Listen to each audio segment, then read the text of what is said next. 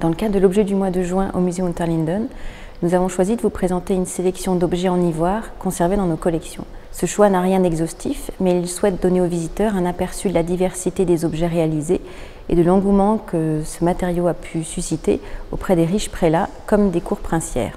L'utilisation de l'ivoire est très ancienne, puisque même des objets de l'époque préhistorique sont parvenus jusqu'à nous.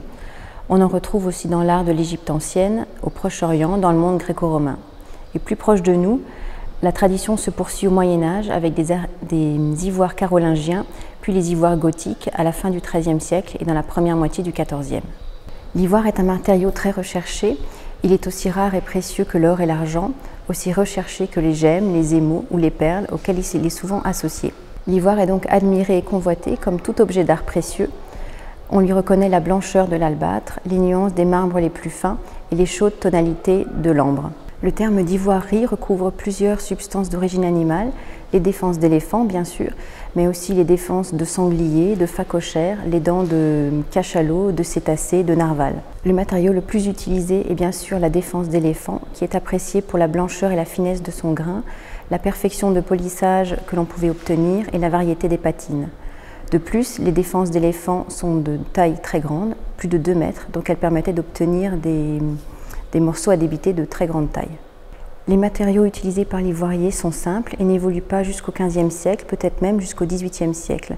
On utilise la scie à dépecer pour débiter les blocs, puis des matériaux très simples, comme pour sculpter les bois très durs, des gouges, des râpes, des limes, des burins. Enfin, pour le polissage, on utilisait une peau de poisson et de la poudre de grès, et à la fin, la pièce pouvait éventuellement être huilée. L'ivoire pouvait recevoir plusieurs types de décors. Il pouvait être taillé ou gravé selon la technique de la taille d'épargne. Il pouvait être sculpté en ronde bosse ou en demi-ronde bosse ou en relief plus ou moins accentué.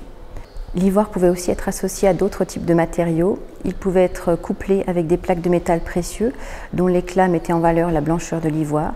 On pouvait procéder à des incrustations de perles de jais ou de verre, par exemple dans les yeux des personnages. Et on pouvait aussi avoir recours à la polychromie ou à la dorure.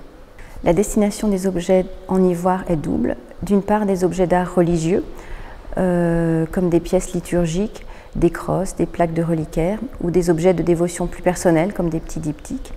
D'autre part, des objets d'art profanes, beaucoup plus courants à partir du XIVe siècle, des gobelets, des peignes, des valves de miroir, des manches de couteau, ou encore des tablettes pour écrire.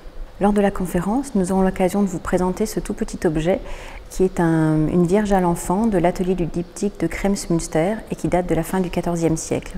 Il s'agit d'un petit objet d'art religieux destiné à la dévotion personnelle. Il s'agit de la Vierge à l'enfant qui foule aux pieds le dragon et qui fait référence au serpent tentateur de la Genèse et au dragon de l'Apocalypse de Saint Jean. Cette iconographie de la Vierge triomphante du démon et des forces du mal est fréquente au XIIIe et au XIVe siècle dans le monde rhéno-mosan. Par sa petite taille et sa forme, elle semble extraite d'un petit diptyque. Elle devait être entourée d'un petit cadre architectural et associée à un autre feuillet qui devait représenter vraisemblablement un Christ en croix. La silhouette souple, les drapés complexes, le visage caractéristique de la Vierge avec des joues bien pleines, des yeux fondus et un petit menton arrondi ont permis d'attribuer cette œuvre à l'atelier dit du diptyque de Kremsmünster.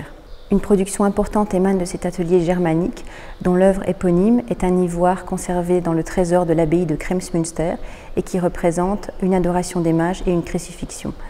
Très peu de musées en France ont la chance de posséder une œuvre de cet atelier. On peut citer par exemple le Louvre, le musée de Lyon, le musée des Thermes de Cluny à Paris et bien sûr le musée Unterlinden.